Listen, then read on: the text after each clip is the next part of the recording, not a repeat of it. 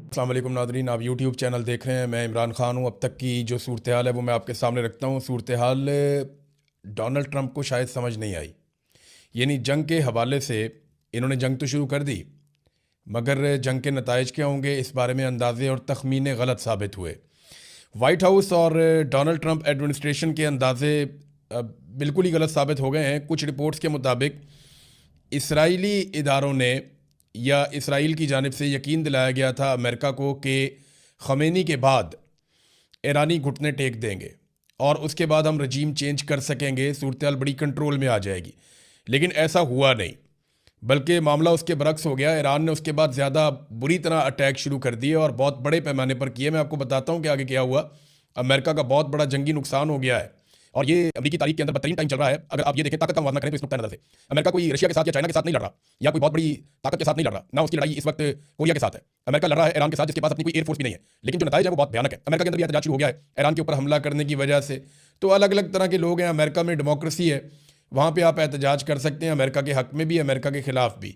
तो वो पाकिस्तान जैसी सूरत हाल वहाँ पर नहीं है, तो वहाँ पे भी इस वक्त एहतजाज हो रहा है। आयतुल्लाह ख़मीनी की एक हिकमत अमली जो है उनकी शहादत से पहले वो बड़ी काम आई ईरान के। उन्होंने हुक्म दिया था कि तमाम जो अहम लोग हैं वो अपने 4 जानशीन मुकर्रर करें और वो ये बताएं कि मेरे बाद अगर कुछ हो गया तो ये जिम्मेदार है, इन्हें कुछ हो गया तो फिर फलां जिम्मेदार है, और उन्हें कुछ हो गया तो फिर फलां जिम्मेदार है।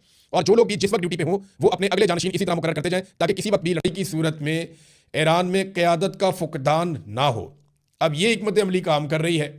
हालांकि अमेरिका ने, इसराइल ने बहुत सारी क़यादत कत्ल कर दी, शहीद कर दिया ईरान की, लेकिन इसके बावजूद उन्हें मुतबादल लोग मिल जाते हैं जिनके जरिए से वो जंग को बढ़ाते चले जा रहे हैं। अब सूरत हाल अमेरिका के लिए मैं आपको कहता शर्मिंदगी वाली है वो इसलिए कि कुवैत में अमेरिकी तैयारी कर गए हैं।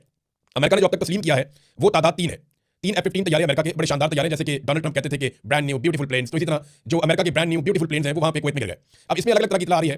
शुरू में दावा किया गया, क्योंकि रशिया ने सबसे पहले ये खबर दी थी, उसी मीडिया ने बताया था, उन्होंने इंटरसेप्ट कर दिया था कि कुवैत में अमेरिकी लड़ाका तैयारी गिर गए। पहले एक तैयारी का पता चला, फिर पता चला कि ज़्यादा तैयारी गिर गए हैं, लेकिन अभी अमेरिका ने तस्दीक किया है कि उनके 3 तैयारी गिरे हैं। इससे ज़्यादा अमेरिका अभी मान नहीं रहा। जबकि जो ईरान है उसका दावा यह है कि उन्होंने ज़्यादा नुकसान किया है।